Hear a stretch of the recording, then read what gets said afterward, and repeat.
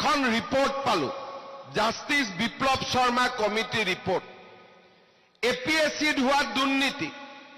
টকা কিমান লৈছে তো লিখাই আছে 1 কোটি 1.5 কোটি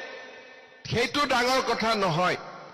ৰিপৰ্টত এটা ডাঙৰ কথা লিখা আছে যে চৰকাৰী চাকৰি পাবলৈ কংগ্ৰেছৰ দিনত আমাৰ ছোৱালীসকলে নাভাবা নিচিন্তা কামো কৰিবলগীয়া হৈছে তাতকৈ দুখৰ কথা কিবা থাকিব পাৰে নেকি এই জয়মতী মূলা গাভৰুৰ অসমত যদি চৰকাৰী চাকৰি ল'বলৈ ছোৱালীৰ ওপৰত অত্যাচাৰ কৰা হয় শাৰীৰিক মানসিক তাক কোনোবা অসমীয়া মানুহে স্বীকাৰ কৰিব পাৰিব নেকি এবোৰ মই কোৱা কথা নহয় ন্যায়াধীশৰ ৰিপৰ্টত এই কথা ইনক্লুড কৰিছে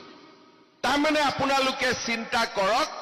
মাটি দালাল থালান দালাল চাকৰি দালাল কংগ্ৰেছৰ দিনত ক'ত কি নাছিল চিন্তা কৰক মাত্ৰ এটা ট্ৰান্সফাৰ পোষ্টিং কৰিবৰ কাৰণে 50,000 1 লাখ টকা নিদিলে ফাইলে পাৰ নহৈছে আজিও মই শেষ কৰিব পৰা নাই কিন্তু এনেকুৱা বদমাছি কৰা 300 চৰকাৰী কৰ্মচাৰীক মই জেলত পঠাইছো আৰু নজৰ ৰাখিছো কোনোবাই যদি হোৱাটছআপ কৰিও এটা খবৰ দিছে তাৰ পুৰা অনুসন্ধান কৰা হৈছে আৰু মই বিশ্বাস কৰো যে 3-4 বছৰ এনেকে হেঁচা মাৰি থাকিলে আমাৰ অসমত দুৰ্নীতি নোহোৱা হৈ যাব